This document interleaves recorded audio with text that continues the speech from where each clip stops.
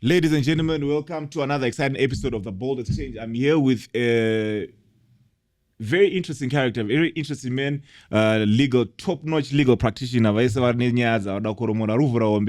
can contact this man. And also, he is the guy who motivates you to start with a grain of rice and you end up with a restaurant. Mr. Author Marara, how you doing, man? So I'm not a motivational speaker. You're not a motivational speaker. No. People are just motivated by your words. So motivation is not actually the goal. Serious? The goal is actually transformation. So, you're a transformational speaker. Yeah. So motivation is pretty much temporal. It's exciting you, but it's not sustainable. But transformation is more of change from the inside out. You should be a politician. Dara, you're smooth with it. Now on a rails, like you're really smooth with it, man. Tell me, like, don't tell me you've got one of these soap stories whereby you'll be like, in Indaka, at 13, I found 16 kilometers in barefoot. Like, how does Author Marara say, yo, I want to become a lawyer? So I never knew I was actually going to be a lawyer. Many thanks to the environment that I later on found myself in. But I'm not really pretty much sharing a story that you've never heard. I lost my father when I was 13 years of age, walked to school 10 kilometers every day for 6 years. Serious? Yes. So my mother literally became a vegetable vendor for me to go to school. Aww. And pretty much where I'm coming from, which is why I tell people I'm not a motivational speaker, I'm a lawyer, number one. But when I speak, it's because I also want to share some words of encouragement. So there's a difference between a motivational speaker and a lawyer. So I'm a lawyer who happens to speak, and I'm not a speaker who happens to be a lawyer. And those are actually two different things, eh? But the main reason why I actually get to speak, which is also my hobby, and so speaking for me is actually my hobby, because I also want to share words of encouragement. If you can make sense, inspire one person, and help them believe that they can do anything, for me, come on, that's really fulfilling. So people ask me, what's my hobby? So my hobby is speaking. Serious? Yeah. So for me, when I'm speaking, I'm not working. I'm relaxing. So it's like on a real, every single time I see you on TikTok and on social media, I'm really convinced that you're a motivational speaker. But Tuchiri Panyaye speaking, do you think motivational speaking is a scam? So the question is, how do you define motivational speaking? The word motivate is very interesting. It's two words. Number one, motive to act. Okay. That's what gives you motivation. But most importantly, I believe it's not a scam. Why? Because motivation is what drives all of us. Why you are actually interviewing me is because of motivation. You've got a motive. Oh, interesting. Interview. Why are we even filming this? There is always a motive. But the most important form of motivation, if you want to run with motivation, is intrinsic motivation. In other words, what wakes you out of bed every day. The moment you're able to answer that, you don't even need to listen to motivational speakers. Why? Because you learn to be a self-starter. You learn to push yourself. But most importantly, one of the things that I've noticed when dealing with people is people don't actually need motivation. No, you don't need motivation. And that's why if you listen to any of the messages that I speak, what I share is not motivational, because I'm not here to tell you you can do it. That's not my message. I'm not here to tell you I believe in your potential. No, I'm not. Because I already know you've got potential. My question is, why are you not doing it? That's my focus. So you know that you need to do 1, 2, 3, 4, 5. Why are you not doing it? You know you can do 1, 2, 3, 4, 5. Why are you not doing it? Which is why I think we've got a lot of motivational content already. But is it bringing about the transformation that we need? The answer is not necessarily. That's why we need to have transformational conversations. And this is what I believe the moment we invest in this, the moment we've got more of these conversations that you're actually doing, which are transformational, I believe we begin to change one mind, one life at a time. So like, where's your rural homestead? Where do you come from? So I was born in Mutoko. That's my mother's rural home. I come from Grube, which is 150 kilometers from Harare. Very beautiful place, eh? And it's also an interesting area. It's a massive area rich in gold. And interestingly to note that my own rural home is actually picked. It's owned by the mine. I got the shock of my life. Serious? Yeah, last month. Didn't you invoke your legal superpowers to try fix the situation? So by the way, these claims were actually picked before you were born. So in terms of the law, mineral rights, they are superior to agricultural rights. Yeah. So I can actually come and peg your farm. Yeah, but it's very interesting to realize how rich we are in terms of resources as a country, and which is also one of the reasons why I believe these transformational conversations are very important in terms of how can we empower each other as fellow citizens. So this one time, I think the year is 2015. 2015 over is a BlackBerry. And it's like a BlackBerry curve. Mix papa buy my BlackBerry curve. Yeah. Proper. So my days there, imagine like the BlackBerry curve, you couldn't when you put it, the WhatsApp that was in, the person was using the WhatsApp, if you put your line in there, like it will just continue using that guy. WhatsApp here. Next thing, let's meet by Jonah City, right? I meet the person by Jonah City. Next thing, I'm in a Mazda 323. Next thing, I'm at Marlborough police station. Next thing, phone here. I spent the whole weekend I'm at Marlborough police station, right? This is the interesting part now. Yeah. Sugar made about judge, Baba. Magistrate. PP, magistrate, yeah. PP comes out, it's like Alexander Gusha urunzi musi wa 23 August wakava kuchitungiza unechinangwa chokunopaza mumba maningi pakabiwa fridge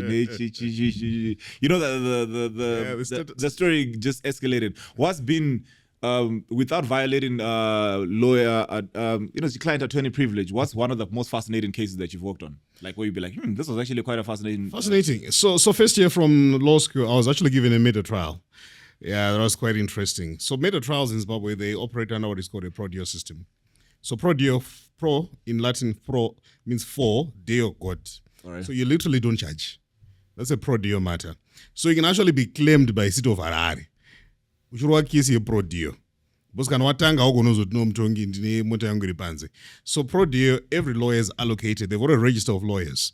So every time your name comes next, they actually allocate you a pro deo matter.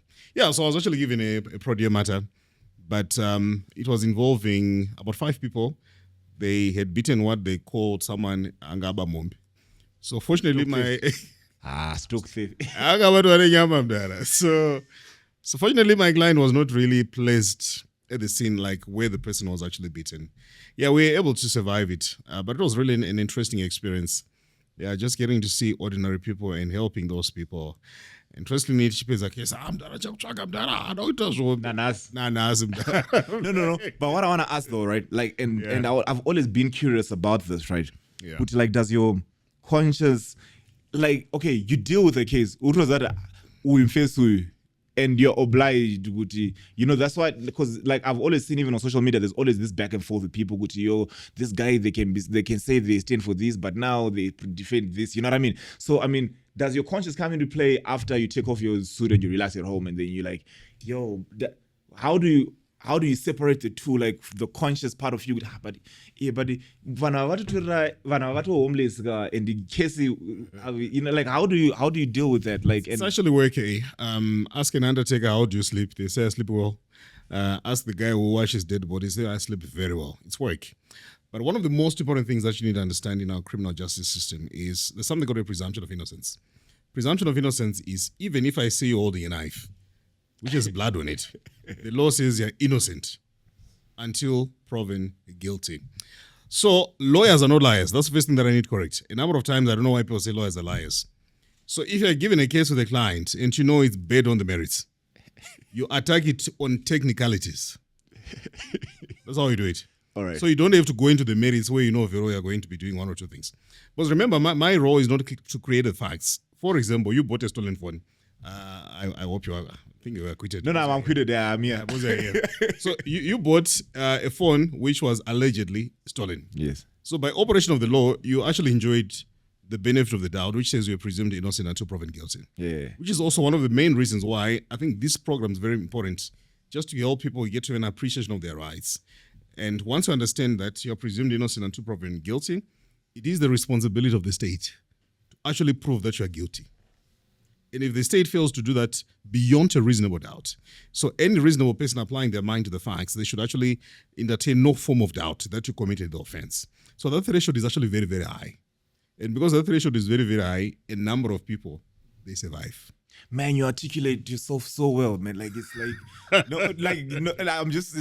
just want to say, keep going. But so, there's an issue that's very dear, like, because I watched some of your clips and, toothbrush, watch Air Force, interview. Like, why do you think we have a high suicidal rate, and is the boy child under attack? And if so, is it because of the lack of role models? Because like it's taitoziva kuti pane vanhu vaitoziva kuti wakakura unofana kuti uita se mudhara, like, and it wasn't even like things that were out of this world. It was, your ordinary mudhara, mupurisi wepakona pana mainhingi, kana kuti mudhara wepakona apa anotodriva bhazi rekakura kurerwa and everything else. So is it the lack of role models and the aspiration? Because they wasn't far-fetched. Like just seeing a guy, a man go in and provide for his family and uchinomutengera newspaper on a Sunday or whatever, that was enough to motivate us to be like, yo, let's be outstanding men. What's wrong with the current generation and the guys that we're seeing right now? All right, so I don't think I'm the best person to comment on why people are killing themselves. Or the best person is actually the person killing themselves. Why are you killing you? But ordinarily, many of these are not telling us why they decide to kill themselves. But in any event, the loss of a life is quite tragic. That's the bottom line. Any life lost is quite tragic. The people that I know have committed suicide and so forth. But I actually think one of the most important things, of course, I'll talk on role models, is let's normalize a culture of vulnerability. As men, let's graduate and let's leave that whole idea that men are strong, men, so that's nonsense. Men cry. And let's also encourage men to cry. And let's also encourage men to seek help. Majority of the times, if you hear the reason why someone decided to take their lives, you're like, no, but this was not really a big issue. So when we normalize a culture where we open up, we talk, we seek help, I think it's very important. But most importantly, as a society, the moment we also develop a culture where people are not necessarily judged for coming to seek for help. It reminds me of this statement, you tell someone your problem, and 5 minutes later, you see a status neurons, people are suffering. So this is the society. All right. Iwo utofunga kuti utosvikayo pamwe utorakizwa newe atora nyenzi pabryce inoti pamahwana amene akabuda this time. So I think as men we need to be each other's brother's keeper, where we learn to look out for each other. Are you okay? Let's learn to check out each other. And the bulk of times you actually realize a number of times we think we've got friends, we don't have friends. You are not my friend until you know some of my darkest secrets. You're not friends until you know the things that I will not ordinarily tell people. But you see, there are very few people right now that you actually get to confide in. Why? Because you don't trust them, you don't believe in them, you don't know what they're actually going to do with that information. But I think as men, the moment we learn to be trustworthy, we learn to be confident in each other, I think that will actually help. Then you mentioned something very important about the boy child. One of the things that I'll tell you in point blank is we've got a flawed and defective role model system in Zimbabwe. And I think I've always made this point. The people that we're calling role models in Zimbabwe, the people that my ghetto youths run for right now, their value proposition is flawed. What is it that they're doing that's making the nation better? Which is why I always believe in the people who have got a traceable history. With a 2 cents. What were boss ningi? Mbinga. Yeah. So pretty much, boss ningi, you don't even know their business system, you don't even know their business model, you don't even know what they do. All right. But the next thing our society, sadly, is we are in a time where people just get excited. I think Life did a very good job talking about that. Chatukwaza in Zimbabwe is this Mbinga syndrome. It's killing us. Do you know? All of us in Zimbabwe, our GDP does not compare with the cheap GDP in Cape Town. You're saying kuti kuva kumtora shanga. Yeah. Compare it. Cape Town. GDP. All of us. Mbinga zedu. All of us in Africa, our GDP does not compare with the GDP of Japan. All of us in Africa. Mbinga zedu ma Africa. All of us in Africa, our GDP does not come anywhere close to Belgium. All of us in Africa. Belgium in Africa? Yes. All right. Why is that? Belgium has no diamonds. But that's the headquarters of my diamonds. Japan is no iron ore, but that's where we're getting our ex-jabs. ndo kunobuda ka Toyota. I'm getting it. But why is it you find those countries in those levels? The reality is the level of conversations you've elevated. The level of conversations you've elevated. That's why in Japan, Indiana owns Mbinga Japan. Exactly. Mbinga Japan. Mbinga Belgium Diani. You don't even know that. And recently, Richard Branson was in Zimbabwe. I think you saw some news. Yeah. That guy is worth $3 billion. He came on a budget airline. He didn't come with security. He didn't come whatever. But this is a gentleman who is coming through. He owns Virgin Atlantic. Yeah. He owns quite a number of businesses. But you see, in Zim, the moment we learn to realize how to choose our role models, we save our youngsters. You know, we remove unnecessary pressure from our youngsters. And once we remove unnecessary pressure from our youngsters, so a number of people are committing suicide. One should be shocked. They're living fake lives. Munhu ari kukwereta bhutsu, ari kukwereta school fees, ari kukwereta mari yokufadza musikana asingazoti ndowake, all those things. So we're losing people nezvinhu zvisina basa. So let's really build and develop the right role model system. Who is your inspiration? What are you learning from them? Once we do that, guess what? Tinobatsirika mudara. What? So from boys to men, what are some of the tools? Good, like as a young man and as a boy graduating into a man, what are some of the tools that you think you really need? We came out from a, I was privileged enough to be at a decent government school. We came out, we were raised on principles of integrity, and you were raised a certain way. What are the tools currently in this world that we live in? Like, what are some of the tools that you need to graduate from a boy to a man and to be to an upright man of that? So I'm also a product of a government school, by the way. Oh yeah. But of course, I think many people really look down upon those schools. I actually think those schools, many of us, we owe them. Many people went to government schools, they went into mission schools. Now, because they're also making money, they're sending their children to private schools and so forth. So one of the things that I actually think is we need to start these conversations at the school level, high school level, primary school level, where we begin to impart these raw values. One of the things that I want you to notice is how rich our history is as Africans. We grew up in an African society where we're taught Tsumo, we're taught Madimikira.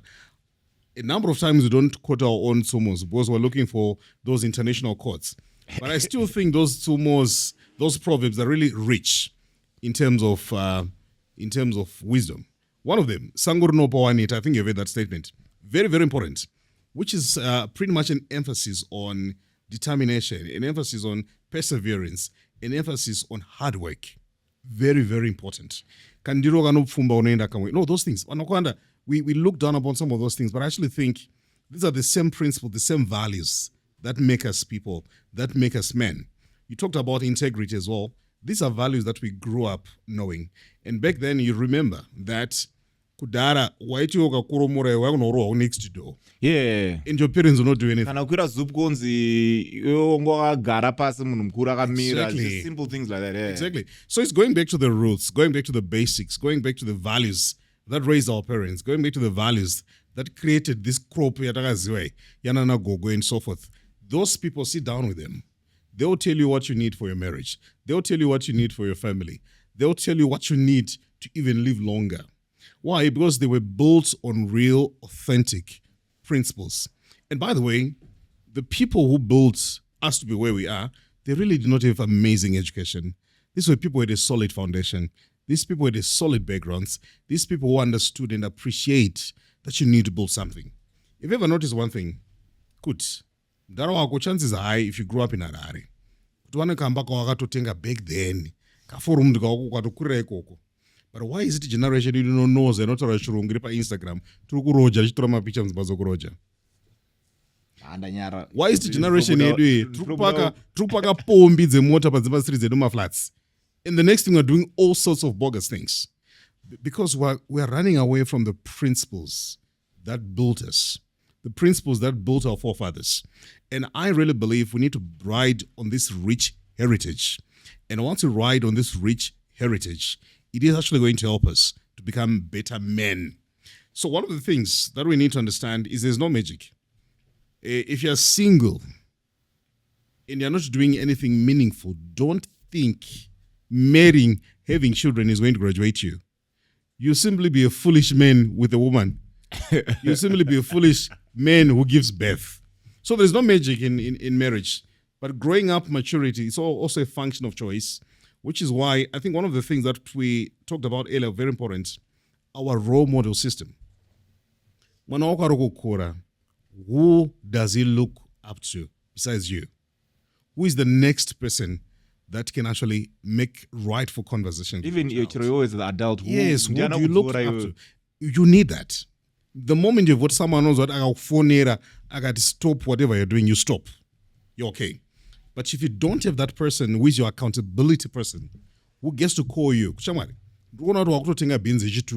vari kukura hauna business rinomsoro charo kunzuri kuita mazono ngongwavha how far.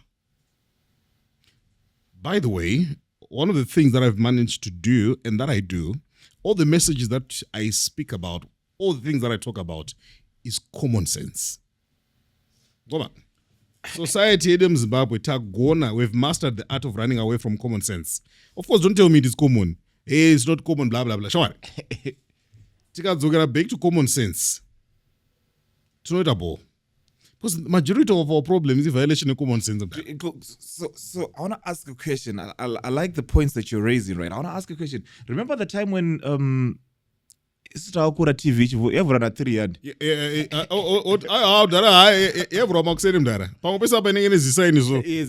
analog, right? You know, and you know, why it was out of the Yakadovura 3? Why you gonna go 1 or 2 and react to boa food for your capacity or something like that, right? And fast forward now, do you think we are consuming healthy content? I mean, unonzwa umachiti bleep renobata ipapo or kana kuti but like it's you know like they and ndio utozonzi ndo runsong irutopisa mastrisi irutara nezvemlundu kwa kana kuti ameno zviri kutoitika mastrisi. What's mlundu kwa?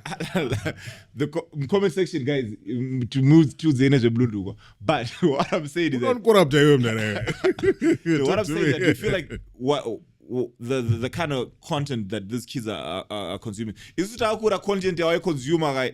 Why gonna consume bepa 20 kg rine mental mashure ne times yokuti ufana kutoiziya. You're right. So like how is the music and the kind of role models nema lives that ngoitwa munhu angofunga kuti autotuka munhu nezvemburuka zvababereki vake live on like is the content that we're consuming creating the human beings that we're seeing right now in our society? Can I be blunt with you? We're a toxic generation, Mdara. That's how best we can describe this generation. We're toxic.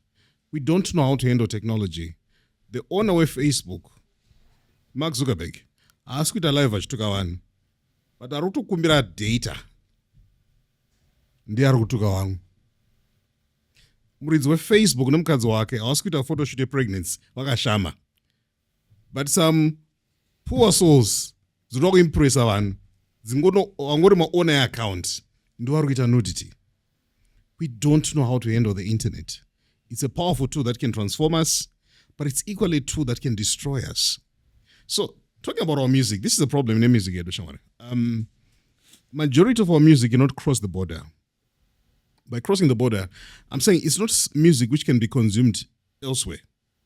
Why? Because it's very shallow. The entertainment value, okay, it's fine, but but when it comes to construction, I actually believe in the power of music. That it can build, it can destroy. But a number of times, I don't know why people believe that you need to be vulgar in order for you to read it. But look at the late Dr. Mtokozi. You wouldn't say Panesong ya Dr. Mtokozi ngari vulgar. The guy was an international superstar. And you listen to his lyrics up to now, they make sense. By the time he died, the majority of the songs they were playing to mourn him were his songs. And the guy, it was like he had actually seen his life, written songs for his own funeral. And which just goes back to the point that who are our role models? Are you thinking, in the corporate bank is also what washanda. We want to impress, But guess what? Lifespan is short, which is why you need to be very careful what you consume. As an individual, very, very important what you consume. The type of music you play in your car, very, very important. The type of things that you listen to, very, very important. Not everything should end up in your ears. Learn to place boundaries. And that's one of the things. When I select music, and this is Nabasa, that's why I'm able to do what I'm doing. Because I also need to protect my sanity. I also need to protect what I allow into my mind because it determines how I think. If you ever notice one song, why? Because music is powerful. Yeah, I need these days to dream, but mandue nam. All right. Yeah. Standing me that trumpet. Yeah. You know the song? Yeah. That song yakadzogororwa Every 15 minutes. bathroom. Why try to say Yes, something is missing. Something is missing. Something is missing. Yeah. So, did you want to listen to it? Not necessarily. But it emphasized one important point, the power of repetition. What you repeatedly tell yourself. So the question is, what are you repeatedly listening to? And what you repeatedly listen, you end up playing it. That's why they even say, Usatu Marara, 15, 20 minutes before you sleep. What you watch is very important. What you listen 15, 20 minutes before you sleep is really very important. Chimbotanga wabvunza before wapinda mugumbezi chii chawapedzera kuti kuona because ukurara uchingoona hora the next thing wakuexperience hora wauti devil is a liar. You get what I'm saying? So it's very important to be very careful about what you watch, but also what you allow your children to actually watch. It becomes very important. You know, I know many people who usually think it's success ngosiyamana an iPad in the internet and you have no control whatsoever about what they're watching. Really, really sad to see that not everyone has got your children on the agenda in the positive. They have their own goals, their own targets when it comes to your children. And I always want you to listen, Kuti, this is a very selfish world. And when we're living in a selfish world, you also need to be able to learn to protect, number one, protect yourself. Number two, protect the people who look up to you for protection. I like the way that you are very in all what you're saying, you're a very family oriented guy, right? And then my exam so how is that here how is that affecting the family dynamic and in our society? I'm not saying that it's bad to go look for opportunities out there, but what I'm saying is that like how is this UK Yeah. How important is that dynamic and that social and munakatongoenda ku UK? Not that I'm saying it's a bad thing, you know what I mean? Autozongodzoka amcoffin kana kutotadza kutodzoka futi kunzi hapana mari yacho yekutotadzoka saka like how chimbonudza nyaya pa-UK because vanhu vakutazenge mabvuku east or something. You need to get. So you know what, we set different goals. I'll tell you, certain people, they're actually better off wherever they are. Because opportunities are different. Opportunities are much better off in certain places. In other instances, your gifting, your skills may not necessarily grow in a certain environment. So there are various considerations why people say, no, I'd rather go to the United States, I'd rather go to the UK, I'd rather go to South Africa. And indeed, many people also go to my box wonder. But why people do that is different. But obviously the family unit in one way or the other gets to suffer. But what I think is we need, as much as possible, to learn to strike a balance. A number of times, WhatsApp.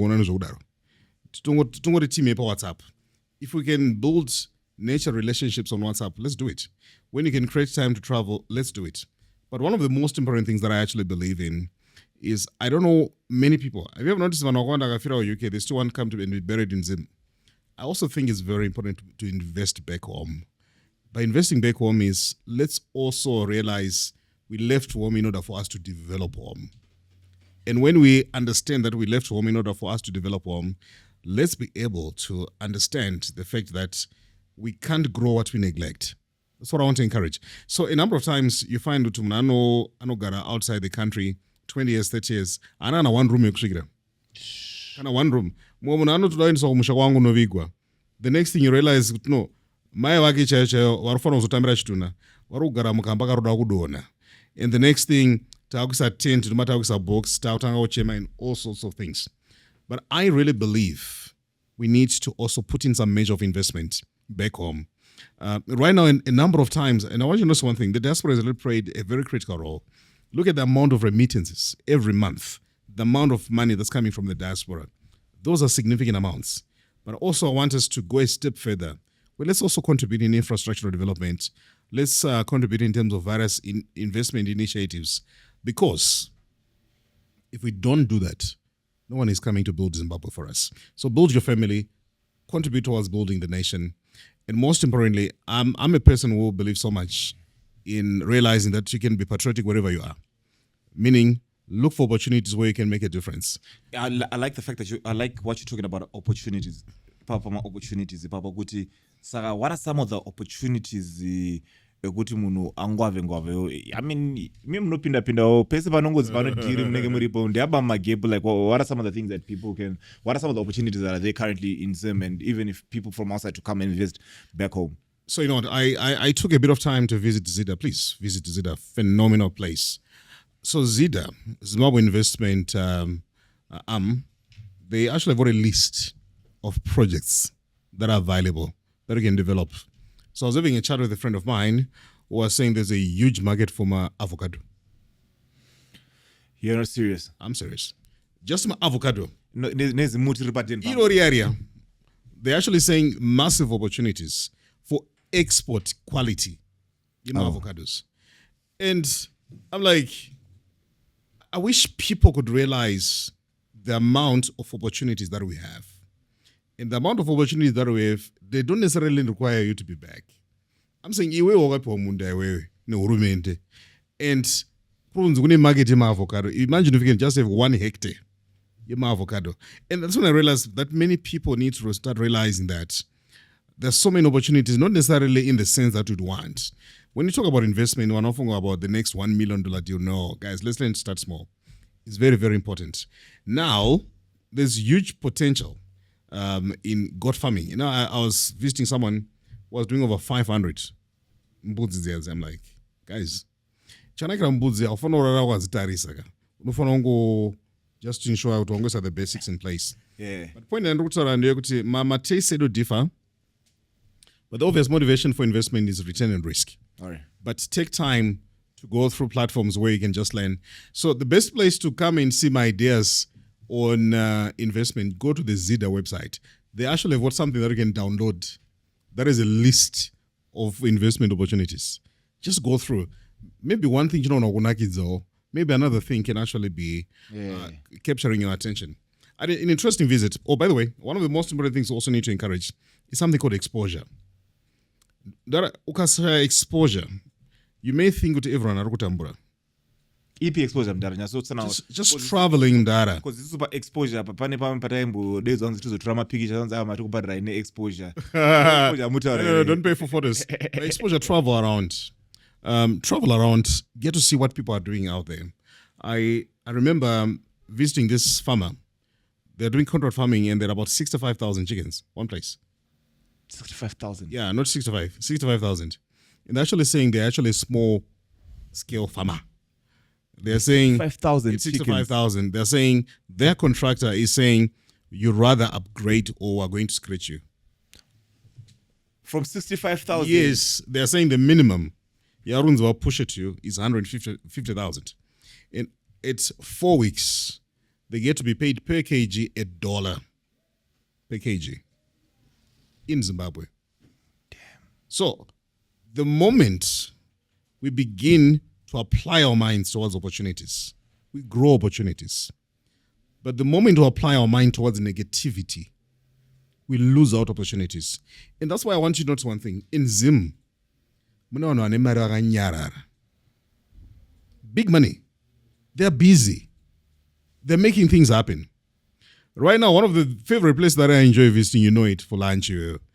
But a place not big as Zamdondo, Biography. Yeah. That spot, I was going to make anything just with Zamdara. They are making the experience different in Zim. So, but in terms of opportunities, you need to be very proactive. Number one, your circle.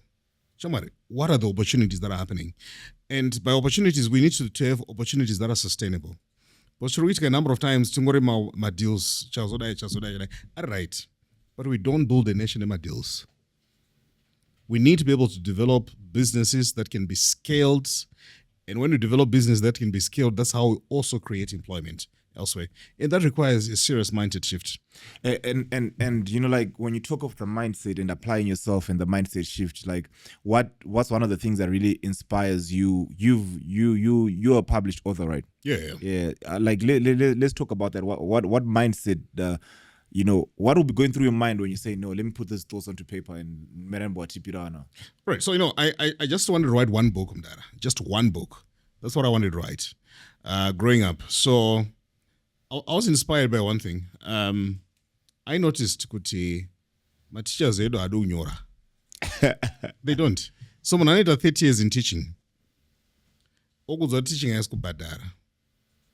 But the very same notes you've been teaching for 30 years, imagine if you can put them in a book. In your class, instead of having a class around 30, you make your class around 30,000. So I simply took my A-level notes, expanded, added a bit of flair. I produced my first book, approved, recommended for use in all schools by the Ministry of Primary and Secondary Education. Looked for my second set of notes, did my second book, approved, recommended for use in schools by the Ministry of Primary and Secondary Education. So 9 of my books were approved and recommended for use in schools by the Ministry of Primary and Secondary Education. So I want people to learn to realize, put your gift, your idea, you can actually put them in print. Primary, secondary. Yeah.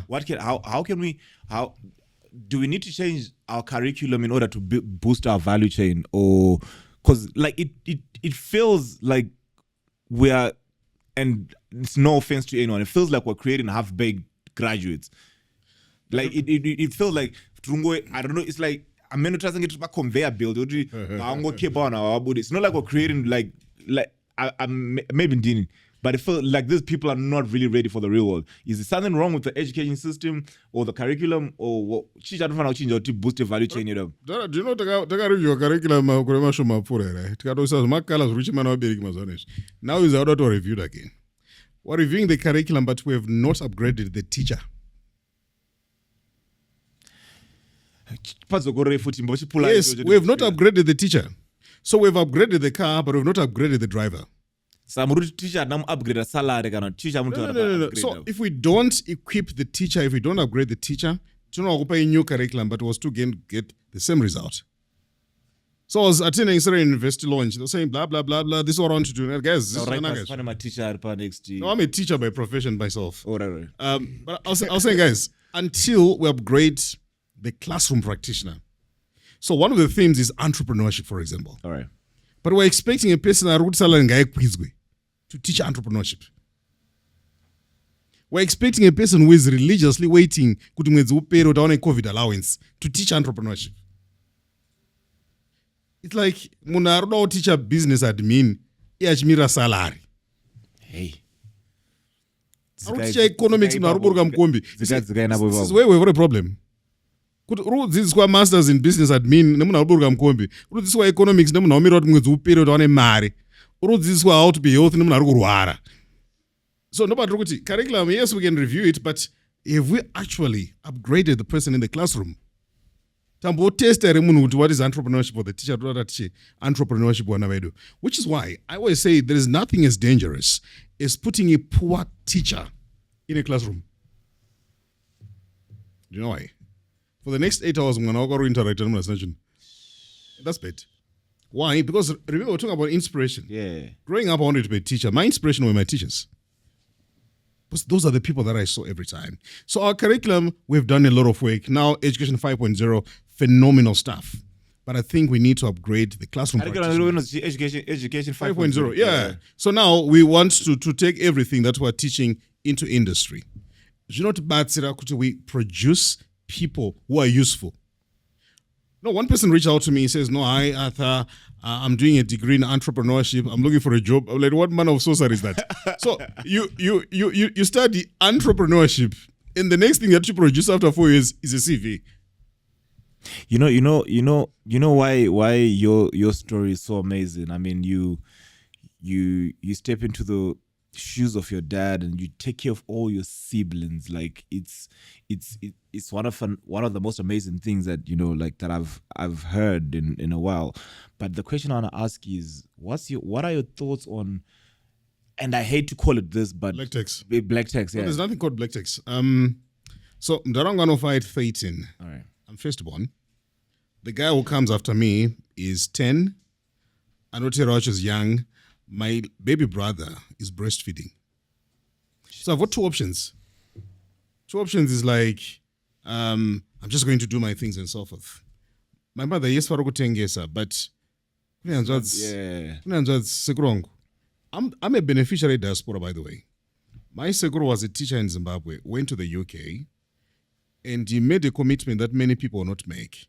Says, no, school fees can audio, not phonera, to wedzera. Oh, no, to bad. I don't go to. No, you actually pay. All right. You actually pay. And because of that, I went to university. My mother's working as well so that things can happen. By the way, you need to live every day.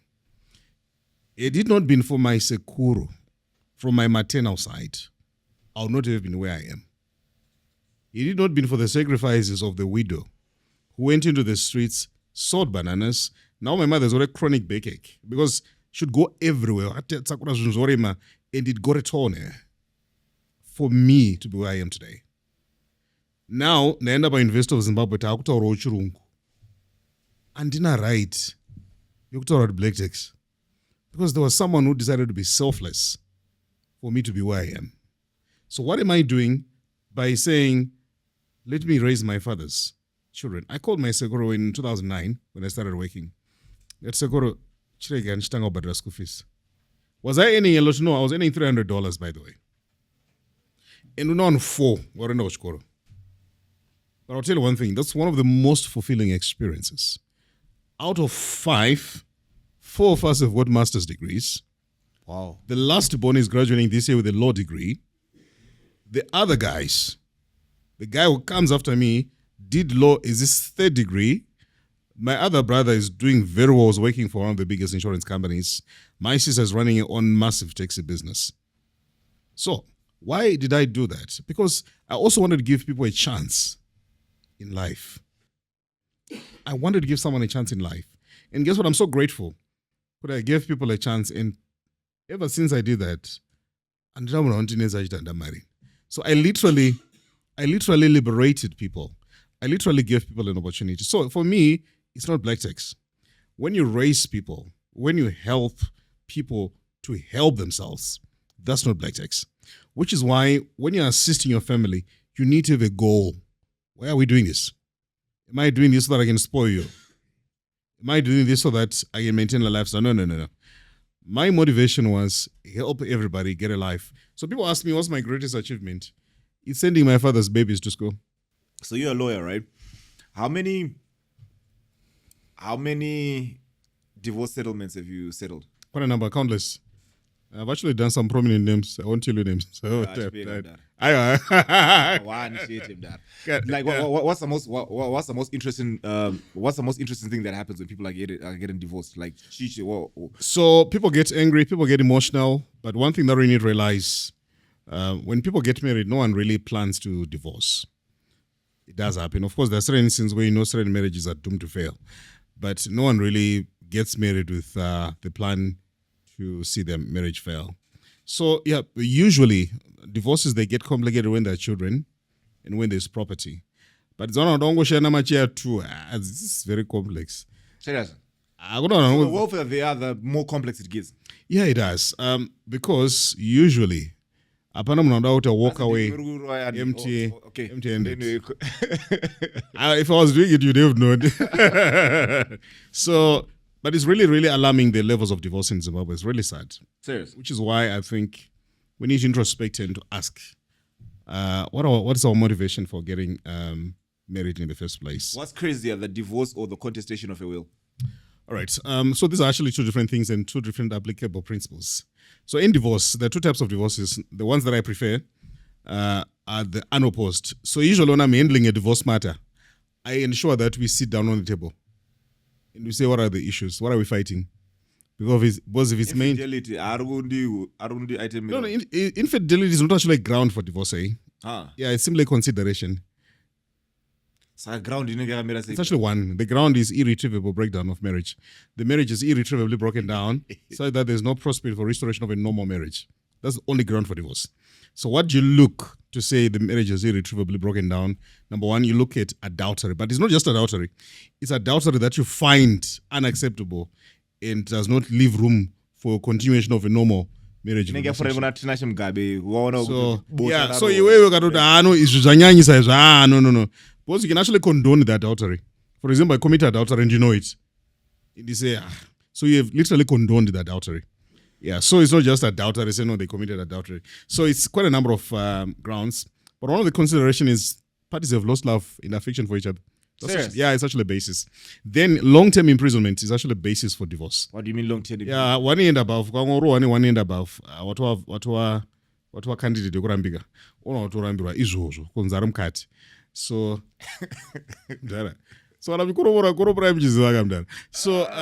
then mental illness is always a ground for divorce. But no through thick and thin. Yeah, so those are various considerations. But again, for good, for worse and for yeah, for worse and for good. No, for worse. So those vows, they are not legal vows. They're not provided for in a statute. But pretty much a number of people, when they say those vows, they don't even know what they're talking about. Wow. Yeah. Divorce and adultery and for good and for worse. I wanted, like there's a time I wished I could have actually had a conversation with you from a legal perspective, right? I remember there's this case. Yeah, this sex worker who underage. Arara chitino the whole night, and then she was charged for excuse my sutu. But what I'm saying is that, like, why is it that no, I'm saying it like okay. So this kid was underage, right? And this nyacha anaenda further jokudaro. But so I'm saying it like, why is there a double standard legally when it comes to like rape and consent of an underage male and an underage female? Like if the girl was the one who was 13 in that situation, it was gonna be worse. But why is it that if it's a guy, it's like all right, so our laws all still need to be adjusted. Remember, rape only applies to women. What do you mean? I can't be raped by a woman. No, you can't be raped. What do you mean I can't be raped by a woman? That's the law. So rape is you having intercourse without a woman's consent. That's rape. No, you can't be raped. That's why that of Undogabayans know 5 women raped a man. That's a careless reporting. A man cannot be raped according to the law. It's shocking. So rape is a man violating a woman without a consent. But if a woman consents, but she's below the age of consent, it's no longer rape. It's having sexual intercourse with a minor. And does that give you less years? Or do I have an option to say I wanna? Not that I'm saying I wanna marry her, but I'm saying No, you can't plead marriage. It's not a defense. It's not a defense. So right now there's actually there's a constitutional challenge where they were challenging the provisions of the Criminal Law Codification Reform Act on sexual intercourse with a minor. So remember, the age of consent at common law is 16, but you can't marry someone who is below 16. So the ambiguity is you can have a sex with someone who is 16, but you can't marry them. I see the problem. Zimbabwe. But that's a common law position. Yeah? So the Constitutional Court literally said... I said about 18. So the Constitutional Court, there's a judgment where they've actually said government should fix it through the legislature to raise the consent age. Yeah. What? Talking about laws, right? Yes. Vanhu vari kubatwa kunze kunye zvokubatwa zvamwari chaizvo chaizvo. why do we constantly have drug peddlers who are still selling drugs out there? Well known, some are even sang about and celebrated in songs. Why are they not being persecuted? It's like a catch and release thing whereby one anongozi truta operation che drug chichichi vonganiza zvima drug dealers zvonganiza zvongonzi achipotora mapicture nzaazvo shuwa vakomana vemutemo vari kushanda. So why are those people not being persecuted? No, I think you're actually asking the wrong person, because our role is to keep those people away from wherever you want. But of course, I don't represent peddlers and so forth. But I think the right people should be asking that is, number one, the police, number two, the prosecution. What is happening with those people? Because ordinarily, once a person has been arrested, they are taken to court and they have to appear before a magistrate. And remember, we've got something called independence of the judiciary. Yeah. Because we can't interfere with the decision of the magistrate. The only way to interfere, you have to take it on appeal or on review and so forth. But I actually think, speaking on the issue of drugs, we need to be proactive as a nation, because that's threatening the very existence of the nation. Zvima anti-drugs shows vanenge vachiita vanhu vakabatwa vachienda ku-anti-drug show. So we can sing all we want. Are you with me? Yeah. We can do my billboards. But when I ask about wearing my billboards there, in fact, they don't care. So right now, kune munhu arotogadzira madrugs, arotoona show. Nonsense. Move on to the next song. Those people, they're there.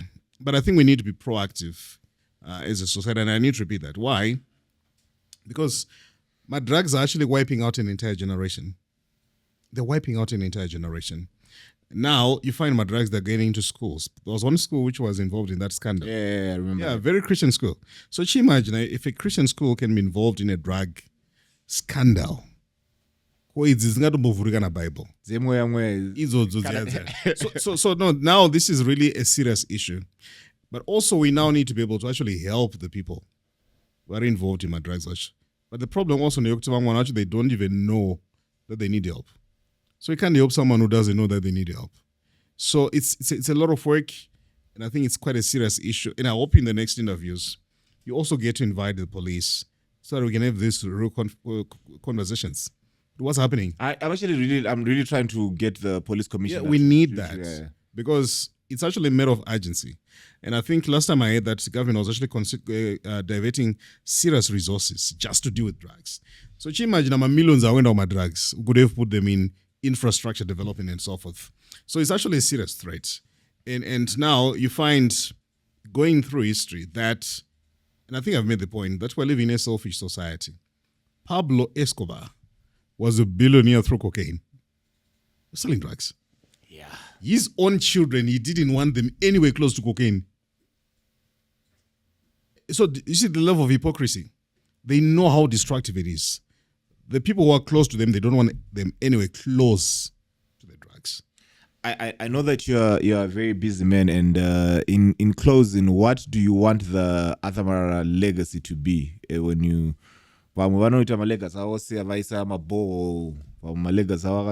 do you want your legacy to be? So the greatest investment is not a ball. It's not even a building. It's invest in people. My summary, that's my status. I want to inspire people. I want someone to look at me and say, because of you, I didn't give up. Every day when I wake up, I realize if I can have a rightful conversation with you, and that conversation can help you become a better person, you impact the next person, I think we've built a better Zimbabwe. So what is called Zimbabwe is not the 391,000 square kilometers. Zimbabwe is you. Me. Yes, there is. It's 391,000 square kilometers. That's how big Zimbabwe is. But that's not actually Zim. Zimbabwe is the people. And what makes Zimbabwe a better country is the people. And my legacy is to contribute towards better conversations. All right. My legacy is to contribute towards better thinking.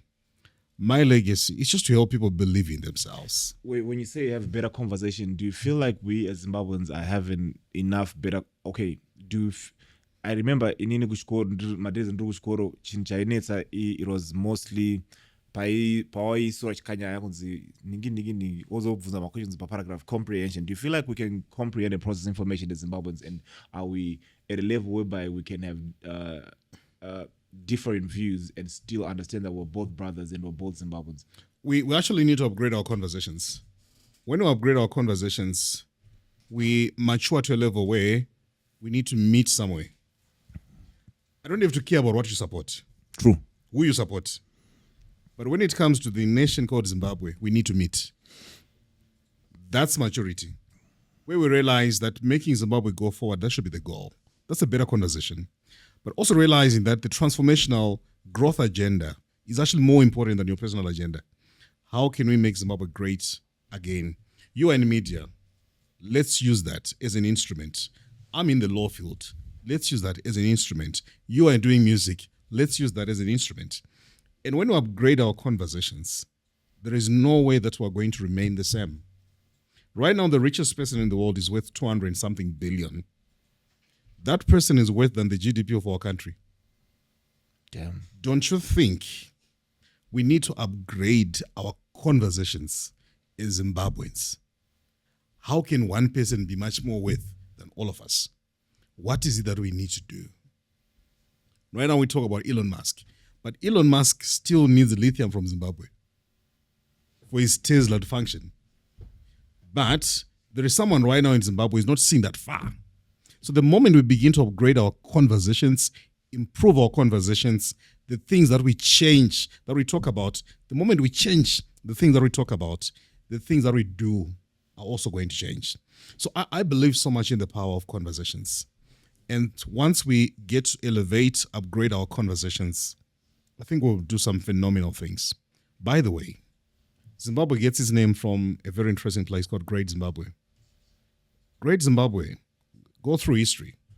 It speaks about the spirit of Africans, their ability to build. We are generally builders.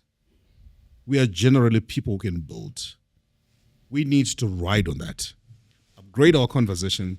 If people without cranes, if people with no amazing engineering background were able to leave something that's as old as 2,000 something years. And they're still standing up. Still standing up now. What about us who have studied engineering? What if us who have studied all sorts of courses? I think we need to upgrade the quality of our conversations. And once we upgrade the quality of our conversations, my brother, we're going to introspect. To get introspector, we realize we don't wrote later down. Also pretty much about now we have to import. Speaking about Zimbabwe, tell me you're Zimbabwean without telling me that you're Zimbabwean. What's your favorite dish? What's your favorite music? What makes you more Zimbabwean than me? I'll tell you one thing. Zimbos, I think they're generally creative. Have you ever noticed that every year we're creating new words? Yeah, Kungwava, new words. Now there's this Manyama thing and so forth. I'm like, oh, okay. Saka uchaita say. So one thing about Zimbos, they're very resilient. Have you ever noticed that Zimbabweans, wherever they go, they usually thrive? Hey, resilience, but pieces. Elaborate about resilience. Resilience. If you can survive in Zimbabwe, you can survive anywhere else in the world. Ndara 2008 chikwera kombi 3 trillion ndara. Mune akabokwera kombi 3 trillion samderera. Iye andomuka mdara. The next thing andotanga ngwava kusvika mayezu asawanikwi. Iwo zvinoadzoka. So munana Zimbabwean samderera. Imagine the whole of South Africa. They're talking about Twitter saying Zimbabweans, exemption jakati. We are so important that we are on an agenda of an entire country. Section Zimbabweans. We're so important that somewhere in the world, Zimbabweans, that simply means you can't be ignored. You're a very important person. But most importantly, the resilience of Zimbabweans, we should now learn to use it and direct it to more useful areas. So if you can be patient to go Badaro, I think you should also be patient to start your own business. Author Marara, ladies and gentlemen, thanks a lot for the ball. It's been a bold exchange. Do you have a podcast? No. We're actually working on something with 11 Dogs as well. So very soon. Nice. Interesting. Guys, make sure you subscribe, and we're coming to you live from the heart of Zimbabwe, Harare. Later.